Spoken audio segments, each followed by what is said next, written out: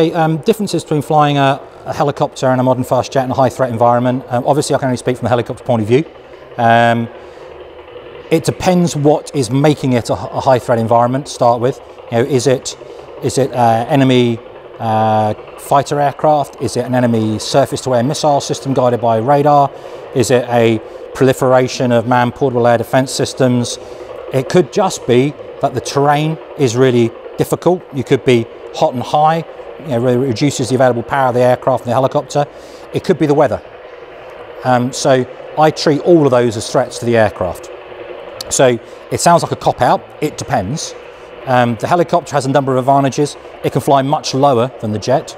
We can stop if we want to. We can fly in weather conditions that are below the safe, reasonable limits for a fast jet to operate at low level. So we can hide much better from surface-to-air missile radar systems than a fast jet can, in most cases, in most terrains. The hostile air threat, having spent many hundreds of hours instructing air-to-air combat against a number of different fast jet aircraft, we are actually very difficult to see. If they can see us, we're very difficult to hold a tally on. Includes radar as well as visual, and that makes us quite reasonably hard to kill. The caveat on that is the helicopter has to be aware the jet is there, has to have the right equipment, and has to receive the training. The crew must have received the training. If the crew are untrained and the aircraft is not equipped, then the helicopter can become a rat in a barrel very, very quickly. So I would suggest that it depends on the threat environment, depends on the aeroplane you're in. If you're flying, the one thing the helicopter can't use is stealth. You know, regardless of what you left propped up against a wall in Pakistan a few years ago, there's no publicly acknowledged stealth helicopter out there. There are definitely publicly acknowledged and probably some black, low observable aeroplanes out there. So you've got an advantage over that. You've got an advantage over height, and sometimes merely being high confers an advantage. So at 20,000 feet, for example, something like a V-22, you're not as vulnerable to small arms, AAA or man pads, but you are now right in the heart of the envelope for RF guided SAMs and fighters.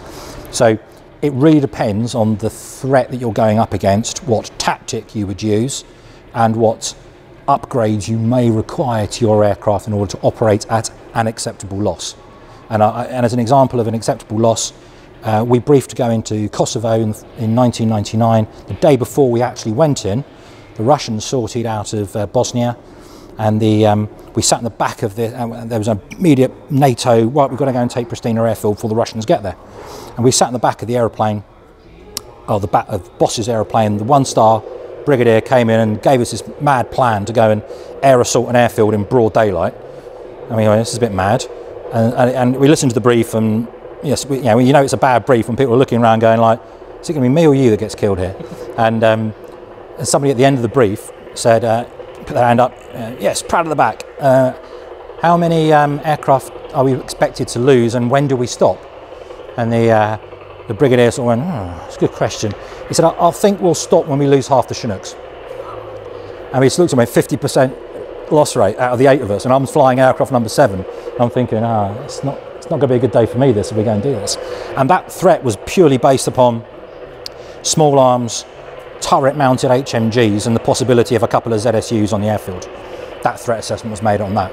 Now, if we'd have done it at night, that threat assessment would have been much lower, because a lot of those systems were optically laid and we'd been taken them out of the game. So it depends where, when, how, what. I know it sounds like a real cop-out answer, but every situation is different.